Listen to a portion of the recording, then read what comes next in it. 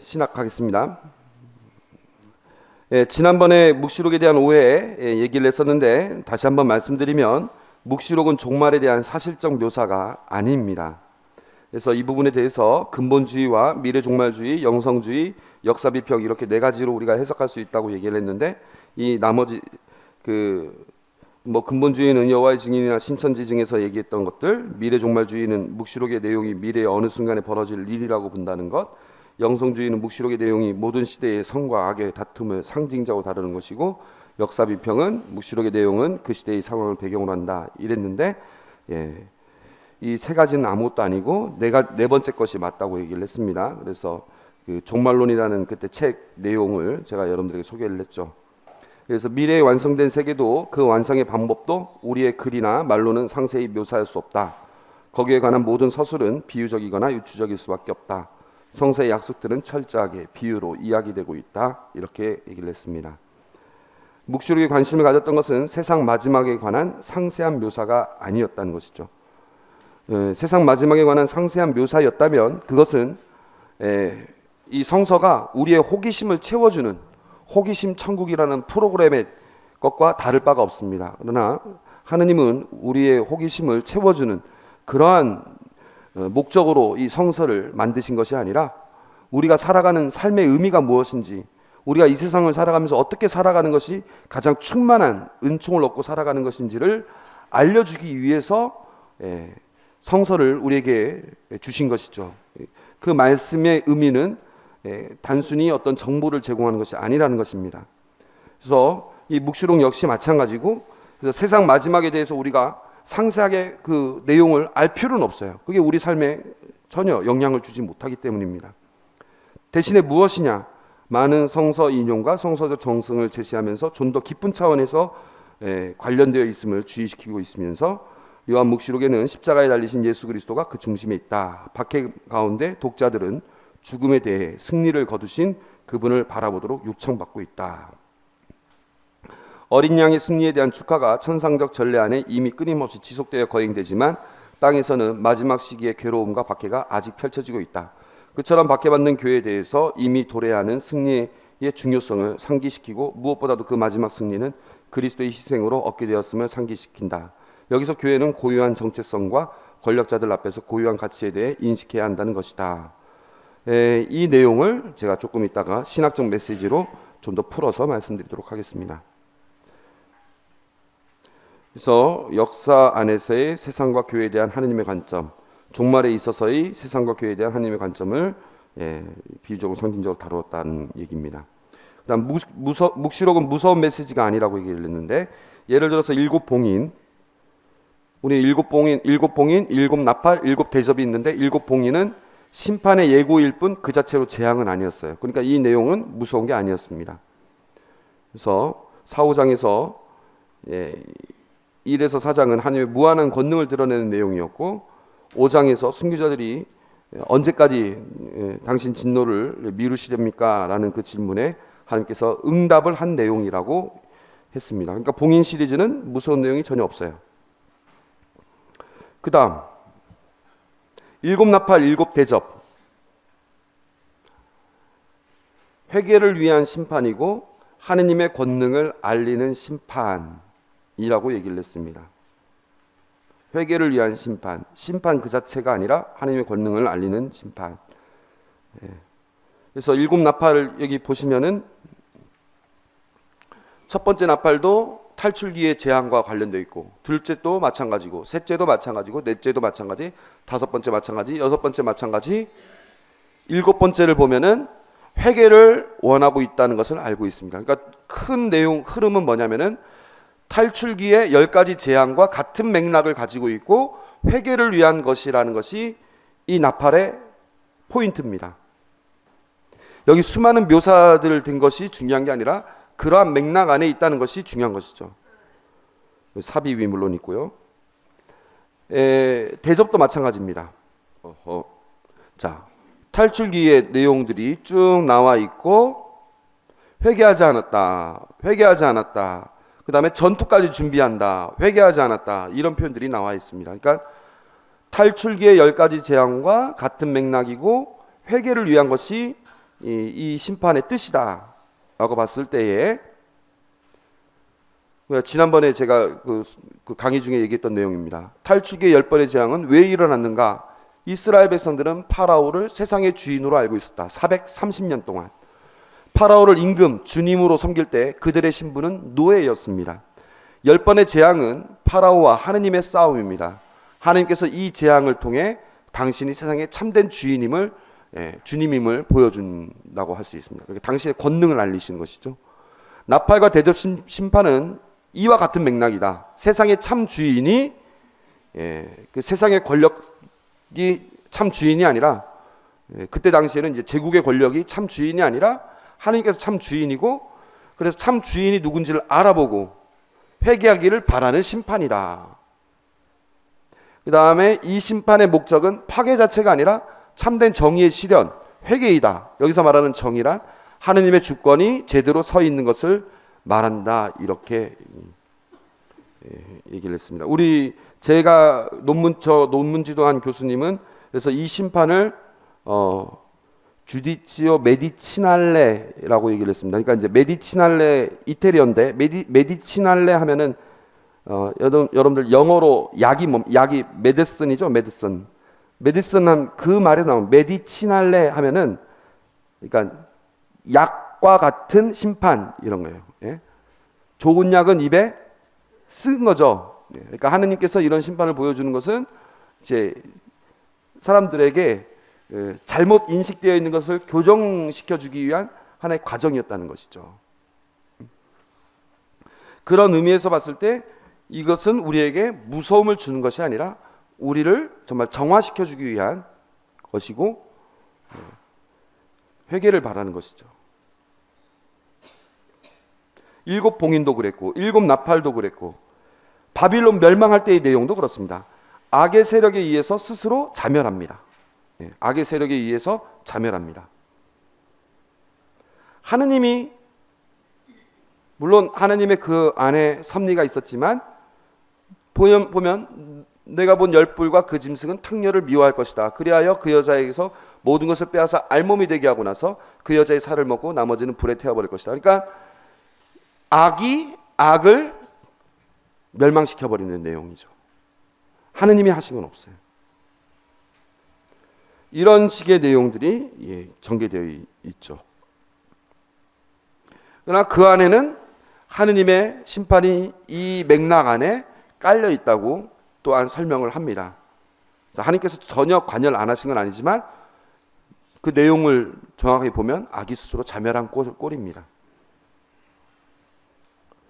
자, 7 봉인 그렇고 7 나팔 7 대종 그렇고 바빌론 멸망이 그렇고 나머지 적들, 새 그 삼중 적들, 부짐승과 용, 그 나머지 또 거기에 그 연합한 세력들, 여기도 먼저 하나님이 무섭게 다가가신 것이 아니라 얘네들이 먼저 반항을 해서 결정적인 전쟁을 일으키죠. 자, 보시면 6번째 천사가 자기 대접을 큰 강 유프라테스에 쏟았습니다. 그러자 강물이 말라 해돋는 쪽의 임금들을 위한 길이 마련되었습니다. 그때 나는 용의 짐승과 짐승의 입과 거짓 예언자들의 입에서 개구리같이 생긴 더러운 영 셋이 나오는 것을 보았습니다. 그들은 마귀들의 영으로서 표징을 일으키는 자들이다. 그래서 그들이 먼저 온 세계 임금들을 찾아 나서서 전능하신 하나님의 저 중대한 날에 일어날 전투에 대비하여 임금들을 불러 모으려 하는 것입니다. 그러니까 먼저 전쟁을 일으키려고 했다는 것이죠. 그리고 이 용, 사탄이라고 불렸던 이 용, 1000년이 끝난 다음에 감옥에서 풀려난 뒤에 감옥에서 나와서 모든 민족들을 속이고서는 전투에 끌어들인다. 다시 또 싸우러 간다는 것이죠. 그래서 심판을 당하게 됩니다. 그래서 묵시록에서 드러나는 심판의 의미와 목적은 상대방을 위협하고 겁주고 당신을 믿지 않는 사람들을 이놈 너 두고 보자, 내가 너 복수한다, 너 어디 보자, 내가 얼마나 무서운지 보여주겠어 하는 것이 아니라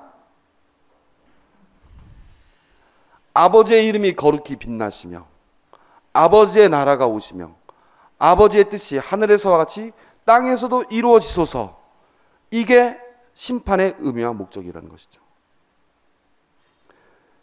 그때 당시에 하느님의 이름이 빛날 수 있는 상황이 아니었습니다. 우리나라도 박해 시대 때 어땠어요? 여러분들 우리나라 박해 시대 때 어떻게 했어요? 성문이 있으면 성문이 열려져 있고 그 아래 예수님의 상본이라든가 예수님의 십자가가 이렇게 놓여져 있었습니다. 그 다음에 사람들 보고 어쨌거나 도시 안에 들어오려면 그 성문을 들어가야 되니까 들어가면서 포졸들이 뭐라고 하면 밟고 지나가라고 했어요. 그러면 일반 사람들은 밟고 지나갑니까? 안 지나갑니까? 당연히 밟고 지나갑니다. 신자들은 어떻게 되겠어요? 못 밟고 지나갑니다. 그럼 어떻게 되겠습니까? 잡혀가는 겁니다. 그런 식으로 그 천주교 신자들을 색출했습니다. 그럼 그때 우리가 믿는 예수님의 이름이 어떻게 되는 거예요? 짓밟히는 상황입니다. 순교자들 그 사또들하고 이제 관청 혹은 다른 이제 양반들하고 이제 대화하는 내용들을 보면은 그런 내용들 많이 나오거든요. 너네가 믿는 천주님이 뭐 부모도 모르고 자식도 모르고 삼가오륜도 모르는 완전 그런 그 천주님이 어딨냐고 뭐 이런 얘기부터 시작해가지고 온갖 모욕적인 얘기들을 막 듣게 되죠. 이 시대 때도 마찬가지입니다. 우리가 몇 번이고 봤었지만 하느님의 이름이 완전히 무시당하는 일. 아버지의 나라가 지금 있는 것이 아니라 누가 있는 겁니까?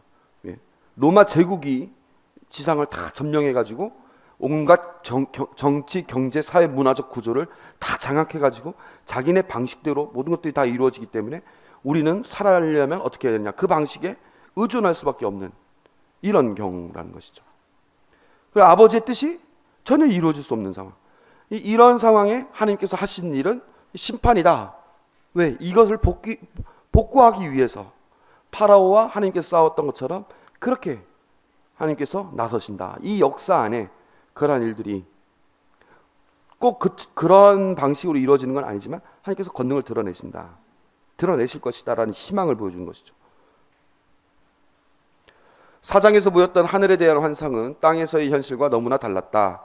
이 차이는 악의 세력에 의해서 하느님의 이름이 가려지고 악의 세력에 의해 조종되는 나라가 땅을 정복하고 모든 이들이 악의 세력에 복종하고 있었다. 그런 이 땅의 현실에 하늘에서 보여줬던 그 환상 그대로 그 개입이 있어야만 했다. 이 내용입니다. 하느님은 모든 이의 구원을 바라신다. 그래서 당신을 믿고 따르는 이들에게 어려움이 닥치더라도 늘 보호해 주시고자 하신다. 그래서 이 심판이 있는 동안에 보호하는 모습을 보일 수 있죠. 심지어는 악의 세력들조차 항상 회개할 기회를 주신다. 근데 악의 세력은 자기들이 계속 주인 노릇을 하려 한다. 그래서 역사 안에서는 그 모습 그대로로 하느님 그냥 놔두시지만 종말에 가서는 결정적으로 그걸 태워버리신다. 그래서 이런 묘사들 하나하나가 사실은 무서운 것이 아니라 약하지만 선한 이들에게는 복음인 것이다. 이렇게 말씀드릴 수 있겠습니다. 그 다음 이제 신학에 가겠습니다. 신학. 이제 하느님, 그러니까 이제 신학이라고 하면은 여러분들 신학이라고 하면은 일단 여러 가지로 생각할 수 있는데 우리 교리서에 있는 내용 그대로를 생각하면 됩니다.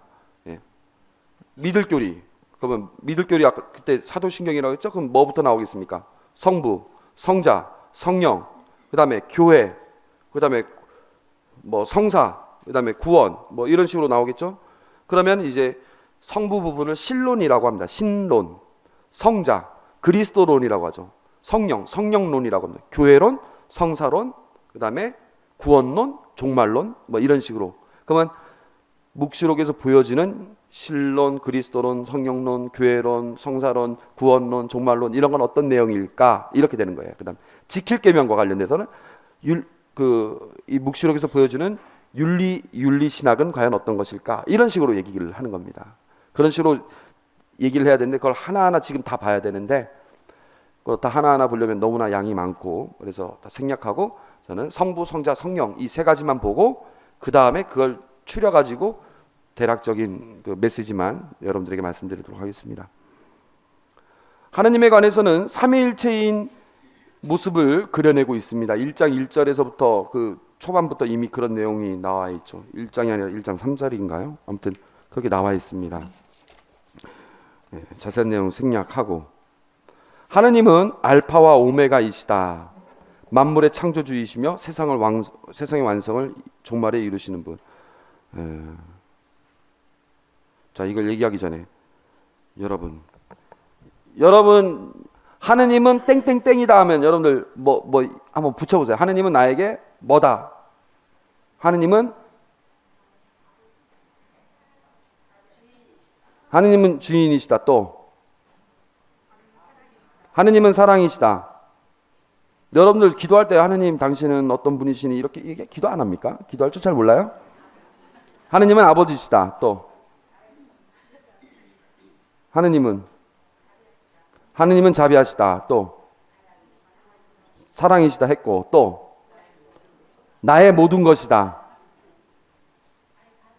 나의 반석이시다. 여러분들 나름대로 이렇게 하느님에 대해서 다양하게 얘기할 수 있겠죠? 어떤 분들은 뭡니까? 하느님은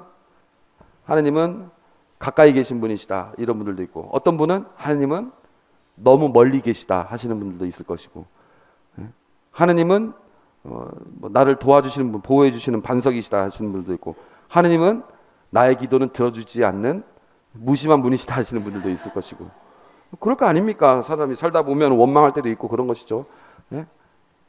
하느님은 나의 모든 것을 알고 계신다 이러시는 분들도 있고, 하느님은 너무 멀리 계셔서 나에 대해서는 전혀 관심이 없으시다 이러시는 분들도 있고, 다양한 얘기들이 있는데 그 중에 묵시록은 그 다양한 얘기 중에 무엇을 찝었는지를 여러분들 보시는 거예요. 다양한 하느님에 대한 다양한 묵시록 저자에게 있어서는 나에게 하느님은 이런 분이시다 이렇게 얘기를 하는 거예요. 지금 그게 묵시록의 신론입니다. 그래서 첫 번째는 하느님이 삼위일체시라고 얘기를 하고 있는 거고, 두 번째는 알파와 오메가이시다 이렇게 얘기를 하는 거예요.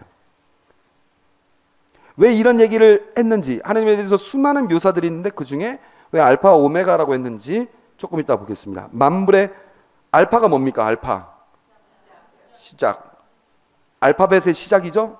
A입니다. A. 오메가는 이제 끝입니다. 끝. 우리는 영어로는 Z가 끝이지만 그 그리스어에서는 오메가 이렇게 생긴 것, W 같이 생긴 것이 이제 마지막입니다. 그래서 하느님은 역사의 시작과 마지막, 곧 역사의 시작에는 뭐가 있냐? 창조를 주관하신 분이고, 역사의 마지막은 뭡니까? 종말이죠. 세상의 완성 혹은 세상의 재창조 이런 식으로 얘기할 수 있는, 그러니까 역사 전체를 그분이 관여하신다 이런 뜻입니다. 이제도 계시고 전에도 계시고 장차 오실 분이시다. 제가 아까 얘기했죠. 하느님은 어떤 분들에게는 하느님이 멀리 계시는 분, 나의 무관하신 분, 나에게는 보이지 않는 분, 너무나 멀리 계신 분 이렇게 생각할 수도 있지만 묵시록의 저자는 반대예요. 이제 지금 이 순간에도 계신다. 전에도 계셨다. 앞으로도 장차 계실 것이다. 아니 오실 것이다. 언제나 백성들과 함께 하신다라는 뜻입니다. 여러분, 엘리 위젤의 흑야라는 그 엘리 위젤이 어떤 사람이냐면은 유대인인데 나치 수용소에서 있다가 거기서 극적으로 살아난 다음에, 소년이었을 때 있었다가 극적으로 살아난 다음에 이후 기자로서 활동하면서 자기가 나치 수용소에서 그 겪었던 것들을 그 글로 쓴 책이 있어요. 그게 이제 흑야라는 아주 그 작은 책인데, 거기 보면 그런 내용이 있습니다. 유대인들이 다 모였어요. 연병장에, 수용소 그 막사 연병장에 전부 다 집합시켰습니다. 그 다음에 이제 거기서 한 명씩 이제 그 노동력이 없는 사람들을 이제 데리고 가는 거죠. 그러면 이제 할아버지, 꼬마 아이들, 이런 애들 막 착취해가지고 어디로 막 데려갑니다. 어디로 데려가는지는 뻔한 거 아니겠습니까? 저쪽 한 구석에서는 이제 막 연기가 막 태워져 있고 막 이런 거죠. 그런 그 수용소 삶을 살고 있는데, 어느 날 이제 다시 그 수용소의 기강을 잡는다고 여기 딱 데려와가지고 몇 명을 이제 샘플로 몇 명을 시범 케이스로 데려와가지고 그 교수대에서 교수형에 처하는 모습을 보여줍니다. 그러면서 이제 기강을 잡겠다는 것이었겠죠. 근데 이제 꼬마 아이가 이제 그 교수대에 올라가가지고 이게 탁 떨어졌는데, 애가 너무 가벼우니까 줄이 걸려가지고 목에 걸려가지고 너무 가벼우니까 이게 한 번에 죽지 못하고 죽음과 삶 사이를 계속 왔다 갔다 하는 거예요. 한 번에 죽지 못하고. 그 모습을 본 같은 동족인 유대인들은 어떤 생각이 들겠습니까? 그때 이제 한 그 유대인 중에 한 사람이 그런 얘기를 하는 걸 이 엘리 위젤이 듣습니다. 하느님은 도대체 어디에 계시는가? 네. 하느님이 계시다면 저런 모습을 두고도 어떻게 가만히 있을 수가 있겠느냐? 이런 얘기를 합니다. 그리고 다른 쪽에서 그 얘기를 들은 다른 쪽에서 그렇게 얘기를 합니다. 하느님은 계신다. 어떻게? 하느님은 저기 매달려 계신다. 우리 십자가가 뭡니까? 십자가라는 것은 뭡니까? 하느님이 도저히 있을 수가 없는 곳입니다. 십자가를 예수님이 십자가에서 돌아가시기 전에 어떻게 했습니까? 하느님 어찌하여 나를 버리셨나이까? 이 얘기는 뭡니까? 우리 모두의 심정을 다 대변한 겁니다. 하느님, 도대체 왜 나를 이렇게 버리셨습니까? 하느님, 도대체 당신은 어디에 계신 것입니까?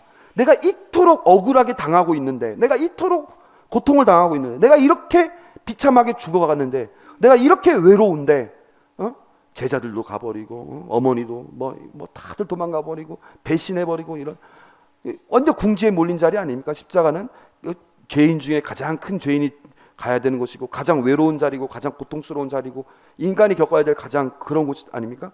그런 곳에서 하느님을 느낄 수 있겠어요? 느낄 수 없는 그곳에서 예수님이 하느님 어찌하여 나를 버리셨나이까? 라는 것은 하느님 도저히 발견할 수 없는 곳입니다. 그곳에 하느님이 매달려 있다는 거예요. 하느님이 도저히 발견될 수 없는 그곳에 하느님이 매달려 계시다면 다른 곳에는 하느님이 안 계시겠어요? 계신다는 거죠.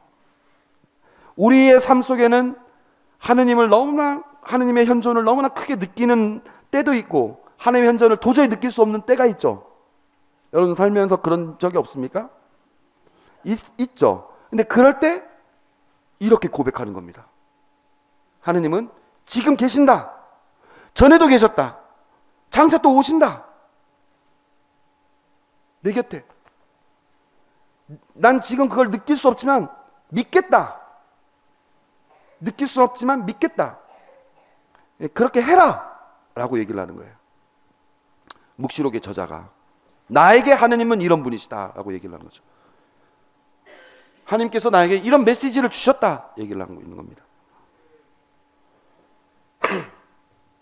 하느님은 주님이시며 전능하신 분이시다. 모든 만물과 역사 속의 사건들에 대해 하느님은 절대적 권능을 지니신다.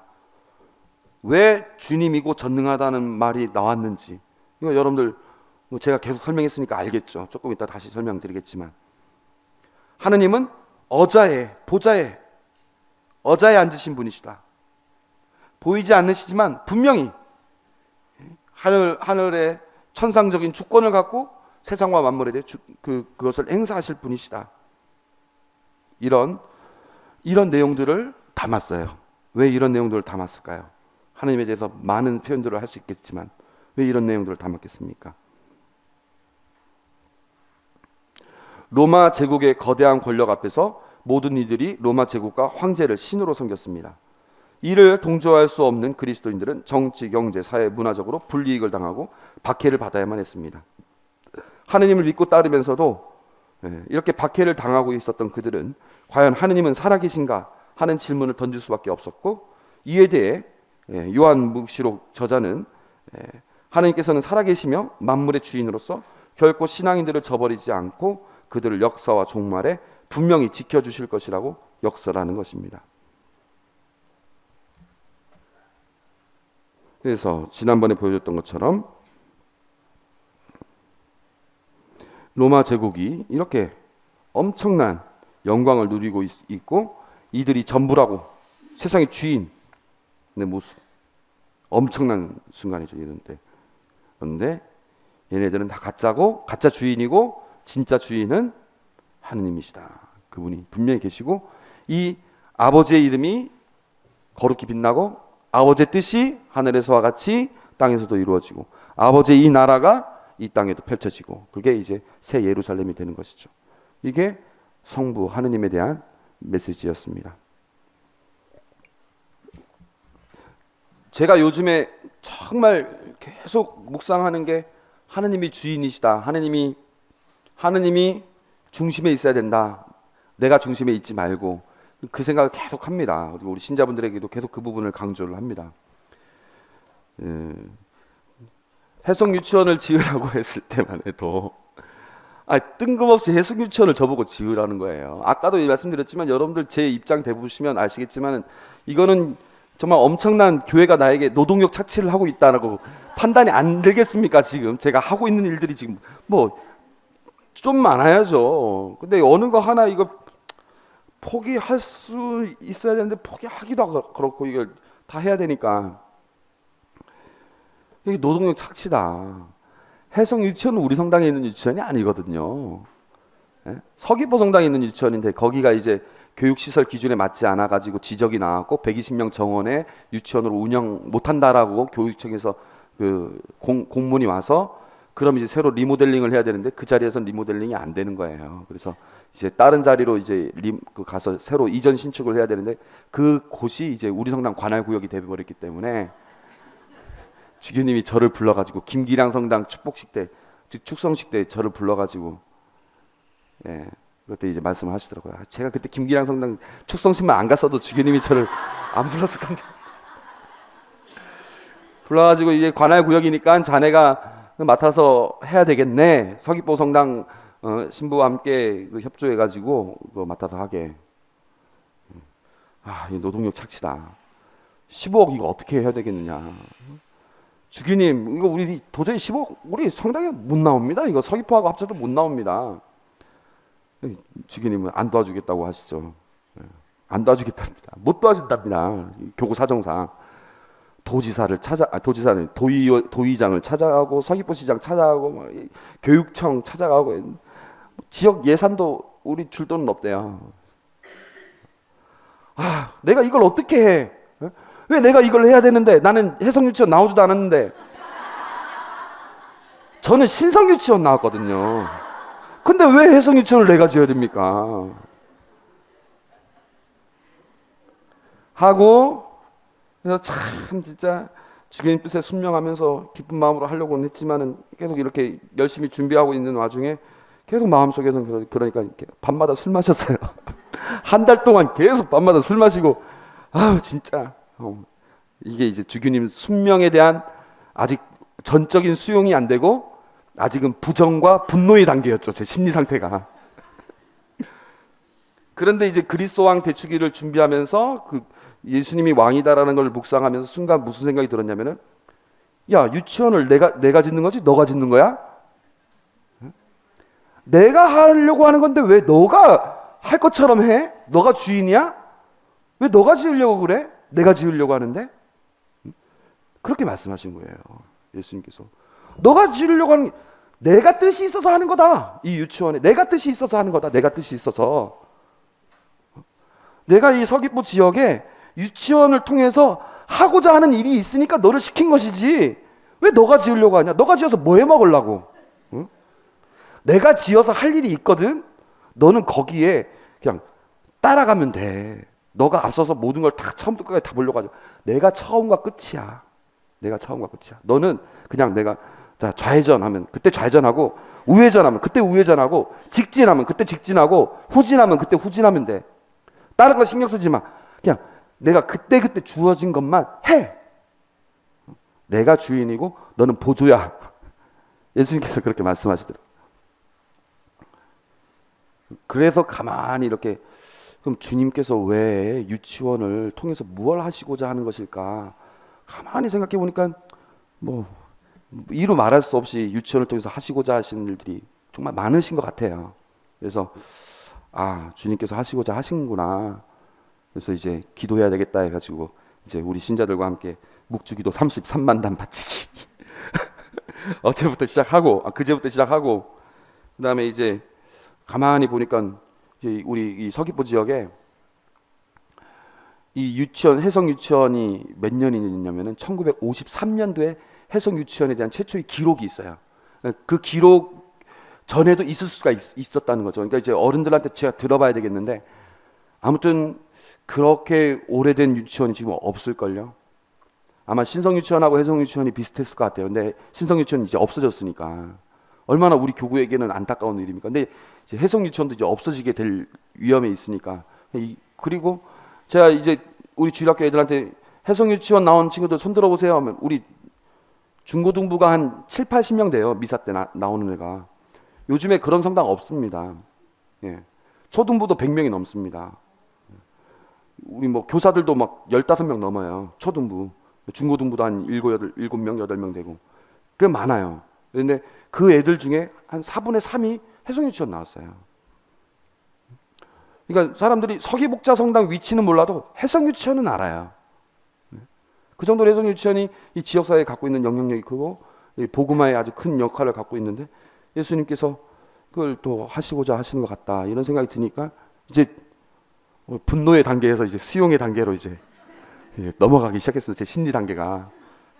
그러면서 가끔 이제 또 분노가 이제 또 나오고 분노와 수용이 지금 약간 왔다 갔다 하지만 점점 이거는 주님께서 하시는 일이다라고 생각하고 받아들이기 시작하고 그러면서 가만히 보니까 정말 주님께서 이렇게 그 사람들을 쓰셔서 이렇게 하시는 게 보이기 시작하는 겁니다. 그래서 나 혼자 내가 하려고 하고 나 혼자 하려고 하니까 저 사람도 신경 써야 되고 저 사람도 신경 써야 되고 저 사람을 어떻게 구워 삶아 먹지 저 사람은 어떻게 협조하게끔 만들지 막 이런 생각만 하고 있었는데 그게 아니다. 가만 놔두니까 주님께서 이 사람도 보내주시고 저 사람도 보내주시고 이런 게 느껴지는 거예요. 제가 만약에 제가 이 유치원을 제가 주관해가지고 제가 주도해서 지으려고 했으면 어떻게 됐을까요? 아직은 뭐 결론은 지금 아직 난 건 아니고 이제 시작 단계지만 그랬으면 100% 저는 어디 고장 났을 겁니다. 몸이 고장 났든 마음이 고장 났든 몸도 마음도 고장이 안 났으면 뭐가 있을까요? 교만의 병이 생기겠죠. 내가 이렇게 해서 유치원 지었다. 교만의 병이 생기겠죠. 어떤 형태로든 저는 문제가 생기게 돼 있습니다. 이건 근데 제가 하는 게 아니라 주님께서 하신 것이다. 그 과정 안에 무슨 일이 벌어질까요? 제가 주인 노릇을 하다 보니까 뭐가 되겠어요? 돈의 노예가 되는 겁니다. 돈의 노예가 되려면 어떻게 되겠어요? 사람에게 비굴해져야 되겠죠. 비열해져야 되겠죠. 그럼 어떻게 돼요? 사람의 노예가 되는 거예요. 끌려다니는 거예요. 우리 세상의 현실이 다 그렇습니다. 내가 이 집 망한 우리 집을 일으켜서 해야 되겠어. 내가 우리 자식을 이 철없는 우리 자식을 어떻게 그 버르장머리를 고쳐줘야 되겠어. 내가 우리 남편을 어떻게 좀 바꿔야 되겠어. 내가 뭘 해야 되겠어. 내가 뭘 하고자 하는 순간 여러분들은 점점 가면 갈수록 몸만 아프고 마음만 아프고 병들고 결국엔 내가 어느 순간 그 무엇인가의 노예가 돼버립니다. 주인이 내가 아니다. 하느님이다. 하느님께서 우리 가정을 통해서 하시고자 하는 일이 분명히 있을 거다. 그게 뭘까? 그리고 내가 전부 처음 시작과 마침이 나가 아니라 하느님이 시작과 마침이시니까 하느님이 시작과 마침 전체를 다 보고 계시고 나는 하느님이 그때그때 주시는 것에 충실하게 응답하자. 여러분들 뭐 성지순례나 여행 갔을 때 보면은 여러분들이 길 다 알아요? 아닙니다. 가이드가 어떻게 합니까? 이쪽으로 모이세요. 깃발 보고 오세요. 이렇게 하잖아요. 깃발 보고 오세요. 이쪽으로 오세요. 저쪽으로 가세요. 몇 시까지 저기서 놀다가 다시 모이세요. 이렇게 하잖아요. 여러분들 그것만 알 뿐이지 이거 다음에는 어디를 가고 그 다음에는 어디를 가고 그 다음에 어디를 가고 그 다음에 어디를 가서 어디에서 끝난다 이런 것들에 대해서 잘 모르잖아요. 그래서 여러분들 걱정 없잖아요. 그 낯선 곳에서 전혀 걱정 없잖아요. 왜? 가이드가 나를 안내해 줄 거니까. 나는 시작부터 마침까지 몰라요. 가이드만 알 뿐이지. 여러분들은 그때그때 주어진 것에 응답하면서 살아가면 되는 거잖아요. 하느님이 주인이라는 것은 그런 겁니다. 하느님이 주인이라는 것은. 그래서 여러분들이 주인이 되려고 하면 무너진다. 로마 시대 때는 로마 제국이 그렇게 주인 노릇을 했다. 가짜 주인이죠. 그러니까 역사 안에서 가짜 주인 역할을 하더라도 하느님은 그것에 대해서 분명히 당신의 그 주권을 행사를 하실 것이다. 종말에 이르러서는 결정적으로 가짜 주인을 무너뜨리실 것이다라는 그런 메시지를 담고 있는 겁니다. 예수 그리스도 처음과 끝. 이거는 아버지 하느님에 대해서 처음과 끝이라고 했었는데 예수님에 대해서도 시작과 마침, 처음과 끝이라는 표현을 하네? 그렇게 합니다. 하느님에 대해서만 하느님 아버지에 대해서만 하는 것이 아니라 예수 그리스도에 대해서도 이렇게 같이 얘기합니다. 그러니까 예수 그리스도는 하느님과 동등하신 분이신 것이죠. 역사와 종말의 주관자. 하느님 보고 장차 오실 분이라고 얘기를 했는데 하느님이 직접 이 땅에 장차 오신 내용은 없고 대신에 예수님이 이 세상에 오셨고 또 오신다는 내용이 계속 나옵니다. 그 얘기는 뭐냐? 하느님이 오실 그 자리에 예수님이 왔다는 것은 동등하신 분이라는 뜻이죠. 계시의 원천, 유일하게 두루마리를 펼치신 분이시고 존경을 받아 마땅한 분입니다. 여기에 보면은 천사가 나옵니다. 천사가 나오고 요한이, 여러분들 그 장면 기억나는지 모르겠는데 요한이 천사한테 경배를 하려고 합니다. 그러니까 뭐라고 합니까? 이러지 마라. 나도 너처럼 하느님을 경배해야 되는 그 돈도한 존재다. 이렇게 얘기를 하죠. 그런데 반대로 예수님은 경배마다 마땅한 분으로 묘사됩니다. 그 이유는 계시의 단순한 전달자, 천사 요한은 계시의 전달자 역할을 하지만 예수님은 그 자체로 이미 계시의 원천이 되시는 분이죠. 두루마리를 유일하게 펼칠 수 있는 분. 그래서 하느님과 동등한 분이시다. 우리가 믿고 있는 예수님은 그런 표현을 있고요. 어린 양으로 계속 묘사되죠. 근데 어린 양이 어떤 어린 양이냐? 싸우는 어린 양. 이건 정말 엄청난 반전 아닙니까? 지난번에 손모 신부님 강의 들으셨어요? 그때 양에 대해서 얘기를 하면서 어떻게 얘기를 했어요? 양은 모든 동물 중에서 제일 약하다는 거죠. 그래서 야생 동물 중에 야생 양은 없다. 인간이 돌보지 않으면 살 수가 없기 때문에. 그 다음 또 뭐라고 얘기했습니까? 프로야구 중에 뭐 롯데 자이언츠, 기아, 호랑이, 삼성, 사자, 뭐 SK, 비룡 이러는데 뭐 제주, 양이 안 된다는 거예요. 양의 모습이 전혀 안 어울린다는 거, 프로야구 팀에. 왜? 양은 어디 가서 야구하면 무조건 지겠죠. 그게 뻔하니까. 그런 양인데, 아니 양인데 싸워. 그것도 어린 양인데 싸워. 이거 엄청난 반전입니다. 뭡니까? 여기 계신 분들 중에서, 지금 여기 계신 분들 중에서 뭐 경제적으로, 사회 지위적으로, 뭐 아니면 체력적으로, 뭐 여러 가지 면에서 여기서 제일 약하신 분이 있을 거 아닙니까? 예를 들어서. 그러면 하느님은 딱 보시기에 너가 여기서 제일 싸움 잘해, 이 얘기입니다. 얼마나 어이없습니까? 이 세상에서 가장 버림받고 가장 보잘것없고 가장 약한 이들을 하나님께서는 들어높이시는 거예요. 거기에 최고로 약한 분이 누구냐? 예수님. 철저하게 하나님을 믿고 있기 때문에 약할 수밖에 없는 그 존재.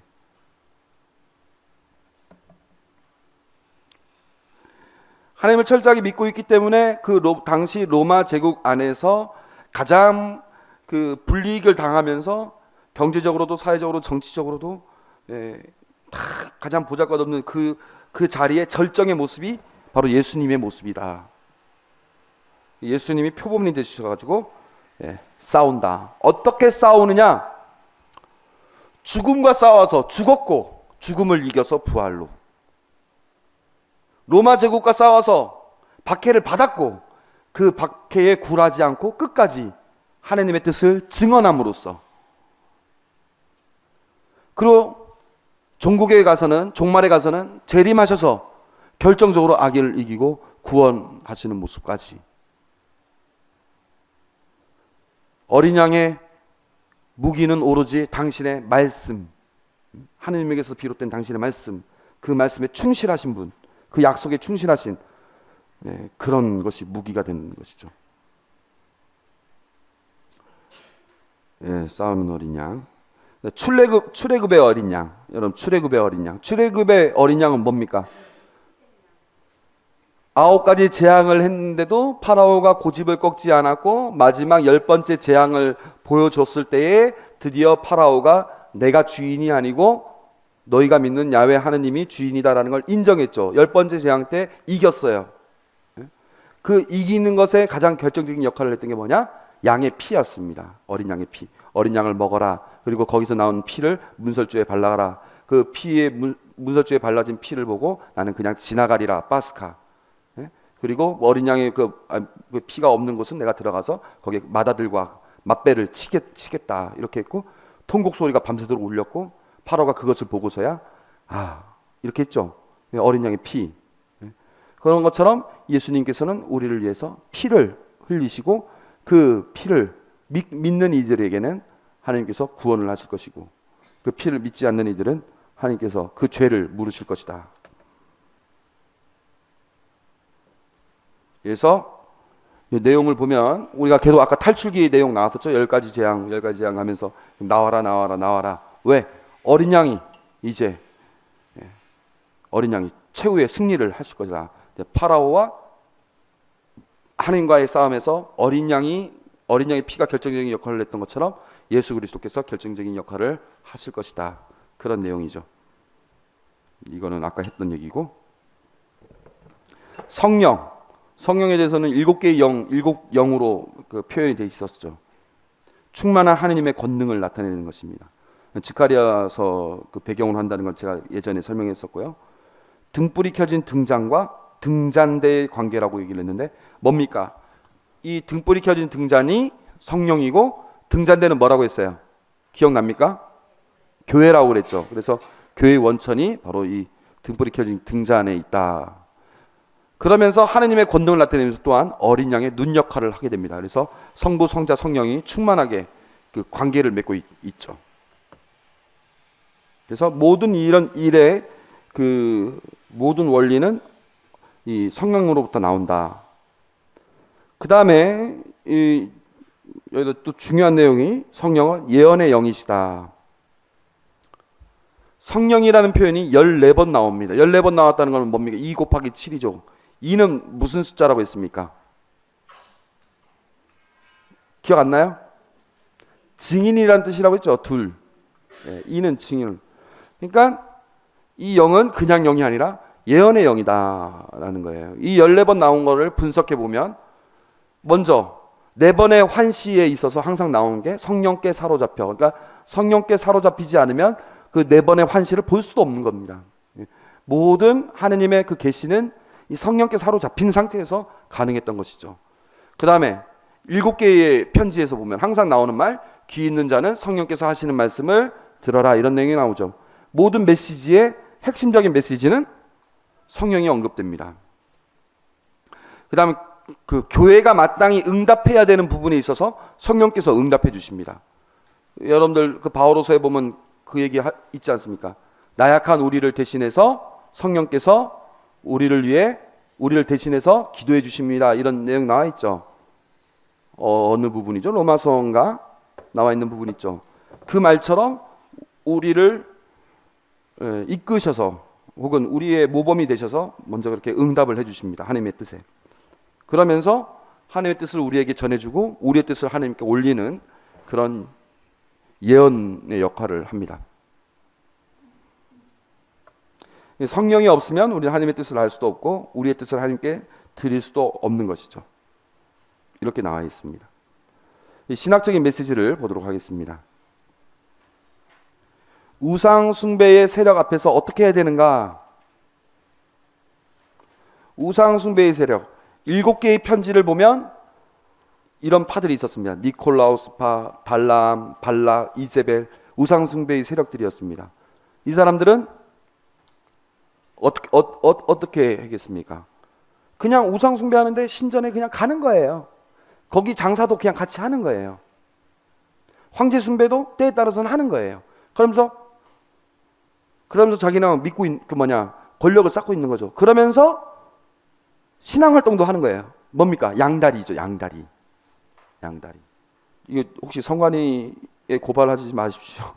어느 후보는 세례명도 있고 법명도 있고 1억 5천만 원짜리 굿도 하고 그러지 않습니까? 거긴 세 다리겠죠. 세 다리. 아무튼 니콜라우스파, 발람, 발락, 이세벨 여기는 그 교회 안에 침투되어 있어가지고 우상 숭배를 조장하고 있고 황제 숭배를 조장하는 파들이었습니다. 얘네들은 잘 살아요. 그 교회 안에서도 보면 우상과 불륜을 퍼뜨리는 세력들. 에페소 교회에서는 이러한 사람들을 싫어했습니다. 페르가몬에서는 그 세력을 그냥 있는 그대로 그냥 놔뒀습니다. 그러니까 그 7 메시지에 보면 왜 그걸 놔두느냐 이런 얘기가 나오죠. 에페소는 너 싫어하는 거 정말 잘하고 있다 이런 얘기를 하고, 티아티라도 그 세력을 그대로 놔뒀습니다. 그러니까 이런 세력들이 계속 있는데 어떻게 해야 되느냐? 어떻게 해야 되느냐? 7편지에 이런 내용들이 나와 있을 뿐만 아니라 그 이후에 4장 이후에 나와 있는 내용에서도 비슷한 내용이 나옵니다. 잘 보십시오. 대창녀, 바빌론, 짐승 나왔을 때 그 요한복시록 17장에 보면은 대창녀가 나오고 막 물 위에 앉아가지고 막 이러면서 짐승을 타가지고 막 이렇게 막 화려하게 옷을 입고 막 이러면서 막 이런 모습을 보고 요한이 환시로 그걸 보고 어떻게 했었습니까? 어떻게 했느냐? 아까는 우상과 분류를 퍼뜨리는 세력의 원조격인데 나는 그 여자를 보고 크게 놀랐습니다. 제가 이 부분을 설명할 때 뭐라고 했냐면, 이 놀랐다는 것은 우와 너무 대단하다 감탄일 수도 있고 이럴 수가 경악일 수도 있다고 했었습니다. 그러니까 부정적인 놀람일 수도 있고 긍정적인 놀람일 수도 있다. 근데 여기서는 아무런 표현이 안 나오고 그것이 무엇인지 파악이 안 돼요. 그리고 천사가 뭐라고 하냐, 왜 저 여자를 보고 놀라느냐 이렇게 묻기만 하고 설명이 쭉 들어갑니다. 이 얘기는 뭐냐, 이 놀란 모습이 그때 당시 교회가 로마 세력을 보고 느꼈을 반응입니다. 어마어마한 로마 세력을 보고 어떤 사람들은 우와 진짜 대단하다라고 혹 갈 수도 있고, 어떤 사람들은 너무 무섭다 경악할 수도 있고, 도대체 어떻게 해야 되지? 이런 이 세력 앞에서 어떻게 해야 되느냐, 어찌할 바를 모르는 이 반응, 긍정적인 것도 부정적인 것도 말할 수 없는 이런 반응인 것이죠. 이게 방황하는 것일 수도 있고, 이때 해야 되는 게 뭐냐? 긍정의 놀람, 부정의 놀람, 현실에서는 뭐 그런 모습이 다 나오는 거죠. 어떤 사람은 이렇게 놀라면서 타협을 할 수도 있는 것이고, 어떤 사람은 이렇게 놀라면서 공포에 사로잡힐 것이기도 하고, 어떤 사람은 이렇게 놀라면서 저항을 할 수도 있고, 그런 다양한 방법이, 반응이 그때 당시에 있었을 거라는 거죠.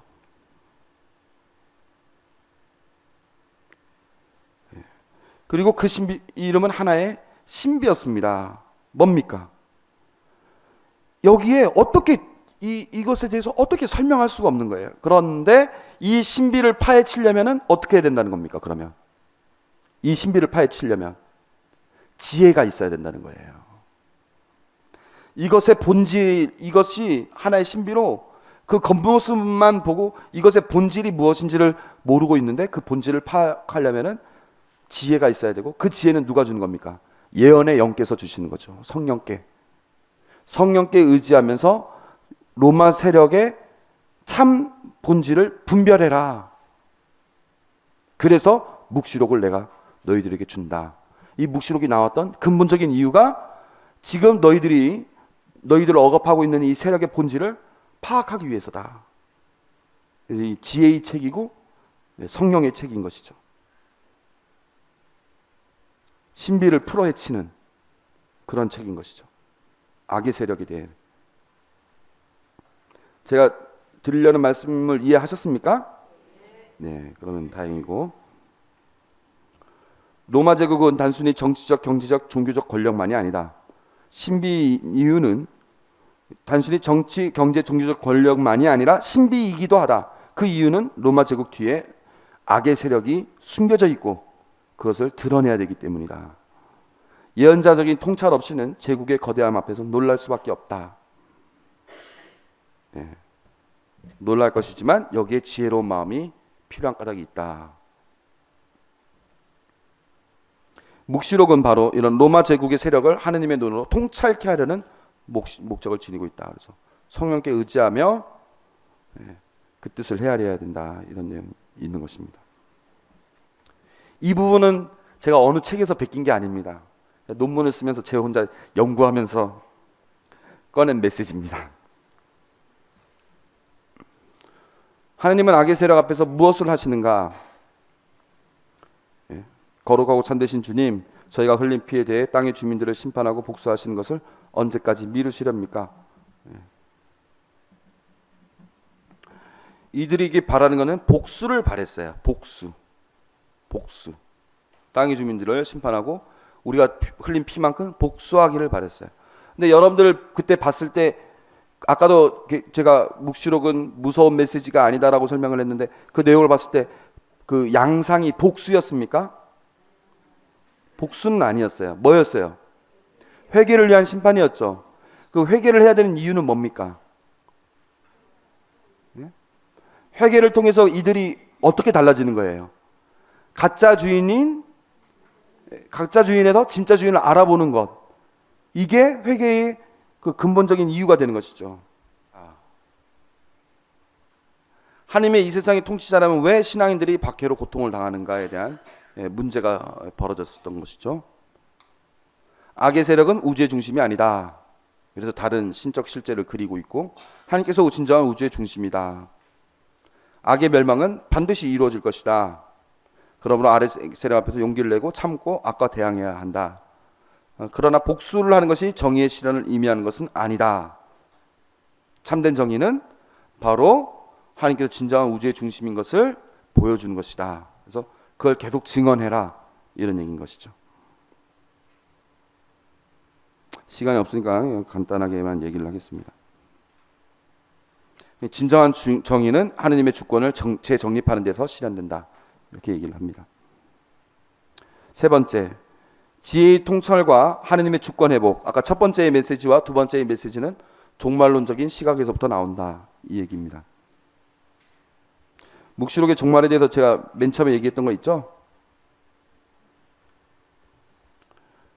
지금이 현재인데, 하나님께는 이때도 현재고 이때도 현재고 이때도 현재고, 종말이라는 것이 늘 그렇다는 얘기를 했었죠. 그래서 과거 무너졌다고 또 했는데 무너질 것이다 라고 또 얘기 나오고, 무너졌다고 또 했는데 또 무너질 것이다, 또 이렇게 얘기되고. 그러니까 뭐 무너졌다고 한 건지 무너질 거라고 한 건지 도대체 이 순서가 계속 왔다 갔다 한다고 했었습니다. 제가 그때 그렇게 얘기를 했었죠. 또 보면은 불행하여라 땅의 주민들 해가지고 첫 번째 불행, 두 번째 불행 나온 다음에 세 번째 불행에 대해서 얘기를 하는데, 때가 왔다, 이미 왔다고 얘기를 했는데 아직도 안 왔어요. 불행하다, 시간이 얼마 남지 않았다 이랬는데 또 때가 왔다, 이미 온 것처럼 해놓고서 또 아직 안 왔고, 또 온 것처럼 해놓고서 또 아직 안 왔고, 막 자꾸 이래요. 그러니까 하늘에서는 봤을 때 이미 온 거나 다름없고, 밑에서는 봤을 때는 아직 안 온 거고, 막 이런 식인 거죠. 막 자꾸 이런 걸 여러분들이 봤을 겁니다. 항상 이루어졌다고 하면서 아직 이루어지지 않은 것의 의미는 무엇인가? 결국엔 종말에 가서는 이루어지겠죠. 그러나 종말에 가서 이루어지는 것이 이미 역사 안에서 이루어졌다고 보는 겁니다. 종말에 관련돼서 항상 얘기들이 나오는 게 이 얘기입니다. 그러니까 하느님 나라는 이미 하느님 나라는 이미 이 땅에 왔다. 그러나 아직 완성되지 않았다. 이미와 아직 사이에 항상 있다고 얘기했습니다. 이 얘기가 도대체 무엇이냐, 뭘 의미하는 거냐? 역사는 종말과 구분은 되지만 분리되어 있지 않다, 이 얘기입니다. 이 어려운 말인 것 같은데 여러분 잘 묵상해 보시기 바랍니다. 역사는 종말과 구분은 되지만 분리되어 있지 않다. 구분은 되지만, 역사는 역사고 종말은 종말이지만 완전히 떨어져서 생각할 수는 없다. 쉽게 얘기해서 이겁니다. 여러분들은 살고 있는 겁니까? 죽어가고 있는 겁니까? 살아가고 있습니까? 죽어가고 있습니까?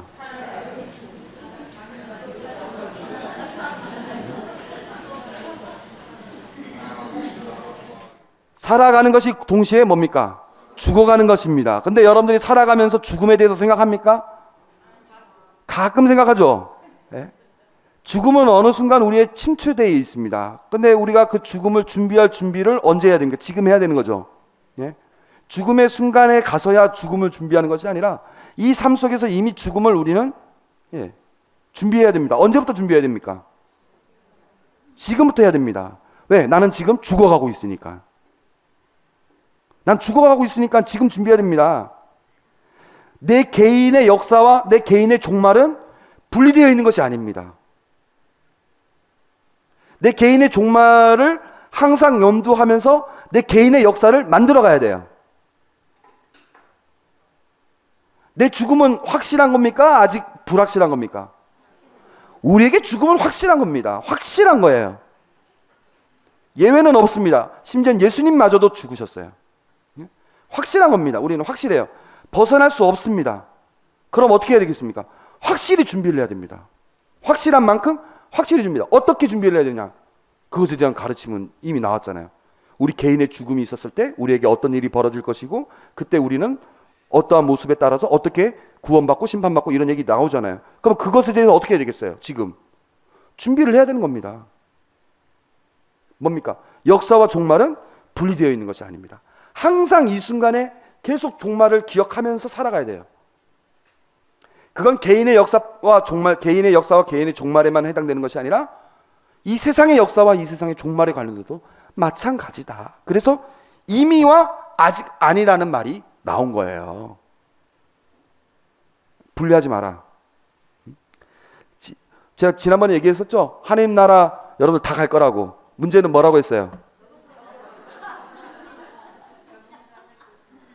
여기서 따로 살고 거기서 따로 안 된다는 거예요. 분리 안 됩니다. 구분은 됩니다. 그러나 분리는 안 됩니다. 지금부터 준비해야 됩니다. 지금부터 이미 우리는 하나님 나라에 있는 것처럼 살아야 됩니다. 이미 있는 것처럼 살아야 됩니다. 이미 우리는 심판받은 것처럼 살아야 됩니다. 이게 종말에 대한 핵심입니다. 예? 아, 끝났다. 선생님. 예, 저희 묵시록은 정말 어려운 내용이고 많은 분들이 묵시록에 대해서 어려워합니다. 근데 여러분들은 그래도 좀 덜었습니다. 지난번에 11월 마지막 주간에 여러분들 묵시록 내용 들으셨죠? 매일미사 참여하시는 분들 일독서에서 들었죠? 느낌이 달랐죠? 딱 그러면 아 이거 들었던 거 아이 뭐 이 정도야 뭐 했죠? 그래도 저는 제가 이번 학기를 통해서 묵시록을 많이 공부를 했고 저한테 큰 도움이 됐지만 저는 제가 평생 공부해야 될 묵시록 분량의 한 15% 정도 한 것 같아요. 아직도 한 85%는 더 공부해야 될 것 같습니다. 제 느낌이 그렇습니다. 자, 이번에 이것이 끝나고 그 다음에 이제 내년에 되면 제가 바빠도 너무 바쁘기 때문에 어떻게 될지 모르겠지만은 구약 성경 인물 시리즈로 갈 것 같습니다. 내년 상반기부터는 아마 그렇게 준비를 할 생각입니다. 예, 마침 기도 바치고 지금 11시 5분인데 11시 15분에 뵙도록 하겠습니다. 예, 이때 미사를 하겠습니다. 영광이 성부와 성자와 성령께 성부와 성자와 성령의 이름으로 예, 수고 많으셨습니다.